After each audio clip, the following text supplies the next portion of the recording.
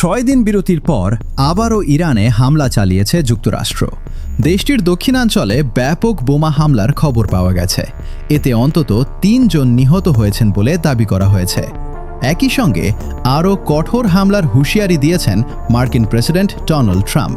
এর জবাবে টানা দ্বিতীয় দিনের মতো জর্ডানে থাকা মার্কিন সামরিক ঘাঁটি লক্ষ্য করে ক্ষেপণাস্ত্র ছোড়ার দাবি করেছে ইরান। প্রায় এক সপ্তাহ পরিস্থিতি কিছুটা শান্ত থাকার পর আবারও যুক্তরাষ্ট্রের হামলায় কেঁপে উঠেছে ইরানের বিভিন্ন এলাকা।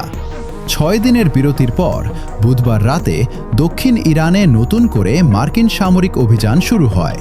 এই হামলায় ইরানের গুরুত্বপূর্ণ কয়েকটি বন্দর ও দ্বীপকে লক্ষ্য করা হয়।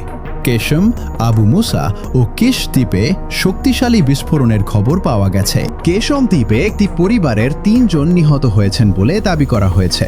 হামলার পর কিছু সময়ের জন্য এলাকায় বিদ্যুৎ সরবরাহ বন্ধ হয়ে যায়। বন্দর আব্বাসেও হামলার খবর পাওয়া গেছে। এছাড়া বুশেহর প্রদেশ, খুজেস্তানের আবাদান এবং ফার্স প্রদেশের কাজেরুন শহরেও হামলার খবর এসেছে। মার্কিন প্রেসিডেন্ট ডোনাল্ড ট্রাম্প বলেছেন, আমরা ইরানের বিরুদ্ধে আরও কঠোর ব্যবস্থা নেব। এখন পাল্টা জবাব দেওয়ার সময়। তারা জানে সামনে কি হতে পারে। তারা এমনটা না করার অনুরোধও করেছে। গত রাতেও তারা হামলার চেষ্টা করেছিল। এখন দেখা যাক আলোচনার মাধ্যমে কোনো সমাধানে পৌঁছানো যায় কিনা। এর জবাবে ইরানের Islamic revolutionary guard corps IRGC জর্ডানে থাকা মার্কিন সামরিক ঘাঁটিতে হামলা চালানোর দাবি করেছে। অন্যদিকে জর্ডান বলেছে তারা অন্তত 5টি ক্ষেপণাস্ত্র আকাশেই ধ্বংস করেছে।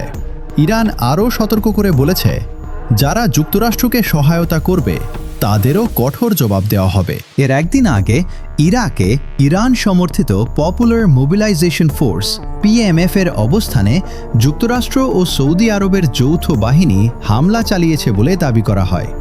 এতে অন্তত 20 জন নিহত হওয়ার খবর প্রকাশিত হয়েছে। এর জবাবে একই দিন জর্ডানে মার্কিন ঘাঁটি লক্ষ্য করে মিসাইল হামলা চালানোর দাবি করেছে ইরান।